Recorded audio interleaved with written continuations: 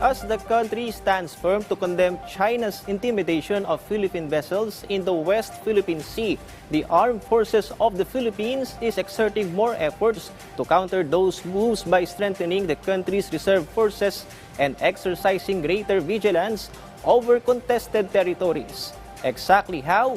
Bea Bernardo tells us in this report. In spite of the Philippines' strong condemnation of China's activity against Philippine ships, the government has monitored a continued presence of foreign vessels in the West Philippine Sea. According to the AFP Western Command, 400 foreign vessels had been seen in the region. Of that number, 85% of these are Chinese vessels. Because of the water cannon incident, Westcom Commander Vice Admiral Alberto Carlos said their suspicion of the Chinese maritime militia following orders of the Chinese Coast Guard was confirmed. This Saturday, aside from the China Coast Guard ships, the Chinese maritime militia also intervened against the Philippine ship. How to confirm that, we're still working on that one. But their actions show that they seem to be taking orders from the Coast Guard. AFP Chief of Staff General Romeo Browner said the military will strengthen its reserve force to help guard the nation's territory. They're also ready to train fishermen. The 3 members of the Philippine Navy aboard the chartered boat that was bombed faced the media. Along with the delivery of much-needed provisions and supplies, they were also to be deployed at the BRP Sierra Madre, but due to the incident, it didn't proceed.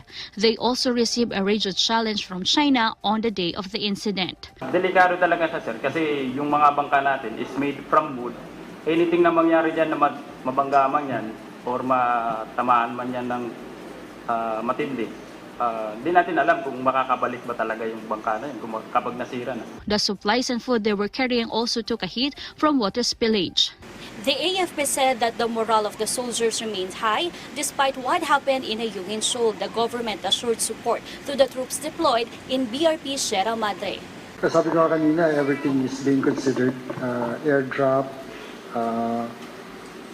using other vessels. Lahat yan nandyan. Ang bottom line is we need to resupply them before 2 weeks nga. The AFP also welcomed the support of Senator Risa Hontiveros for more funds to repair the BRP Sierra Madre, which is on phase decay. The military staff leader also asked Congress for support for AFP modernization, for increased number of ship and air assets to include drones. Hindi lamang tayo nakafocus sa Ayungin, sa Ayungin Shoal at sa BRP Sierra Madre.